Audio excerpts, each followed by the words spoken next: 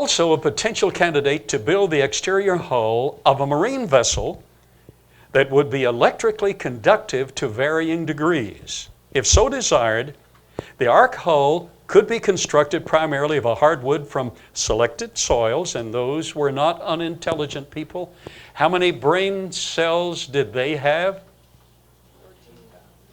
14,000. Oh, that's my cousin who has 14,000.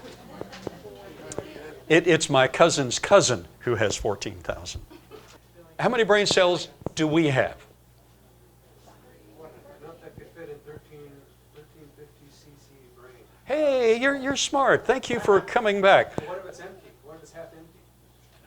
Oh, fortunately, it's not half empty. Hey, this is good. Are you still awake? Yes. What if your brain cranium is half empty? You have 7 basic suture lines. We don't get the actual size of the cranium until after we're born. Sometime, remember the soft spot? Yes. We had a bunch of kids at our house. And mother said, "Be careful, son, be careful. Don't hurt his soft spot." Well, I'm just trying to hold him. You know, the brain is still, sometime we have additional brain cells that proliferate after we're born. Sometime the full sutures are not hardened to a solid cranium until young teenage years. So that means no dead air pockets in the brain. Now, who designed that? Knowing pre-flood and post-flood potential and problems, who designed that? Oh, I know him on a first-name basis. I've already talked to him today. Okay, let's continue. Oh, back to the brain cells. So we have how many? In the cranium, we have 1,350 cc's of cranium on average. So how many brain cells do we have on average? 100 billion. We have 72.2 trillion cells, 100 billion brain cells. But genetically, how many did we produce? 200 billion. So the pre-flood guys had all 200 billion, or close to it.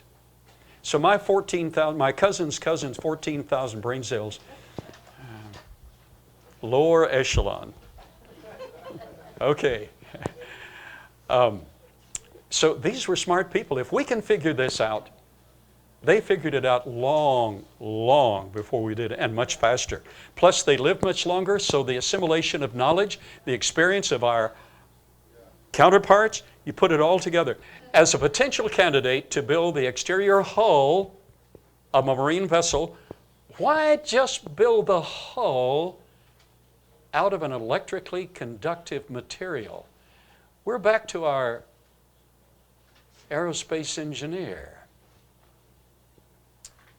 Mike, Professor, why do you just want the hull built of conductive material? Why do you just want the hull or the outer cage skin of the thing of conductive?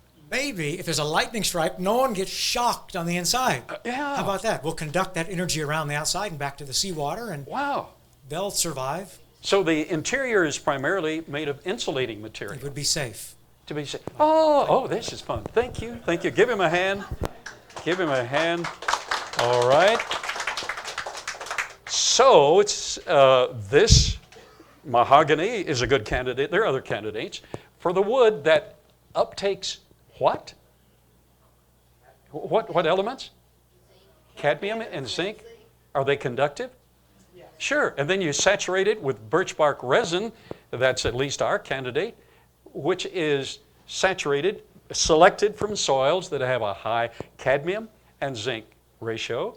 And remember, they worked in brass and iron before the flood. They had an educational system. That's the implication. Tubal-Cain taught artisans in the use of brass and iron, an educational profile. So those were very intelligent people. They could select what would work. Okay, so both the birch bark resin used for the hull would be conductive, and the primary wood used for the hull would be conductive. If so desired, the ark hull could be constructed primarily of a hardwood from selected soils that would produce wood with conductive characteristics. Additionally, if conductive metal-rich birch bark resin were used as a pitch within and without in the construction of the hull, the vessel would have the characteristics of a Faraday cage. And here we have the illustration of a Faraday cage, but you can Google that. So you have, here's a metal wall in the absence of an electrical field. Here are charged particles in the wall of the Faraday cage when you add electrical energy, and what happens is that electrical field runs around the side. It neutralizes the interior of the cage. So let's see this in action. Some years ago, when my daughter Becky, who is now a teacher of English and speech in public schools, my daughter Becky was just about 11 or 12, and I took her on a vacation. I was speaking up in Wisconsin, so I took her to the Wisconsin Dells. Anybody ever see the Wisconsin Dells? They're marvelous. And not far from there was an amusement park, and she wanted to be amused, as all 12 or 13-year-old girls do. So I took her through the amusement park, and she said, "Dad, what's that?" "Well, that's a Tesla coil." "What's that?"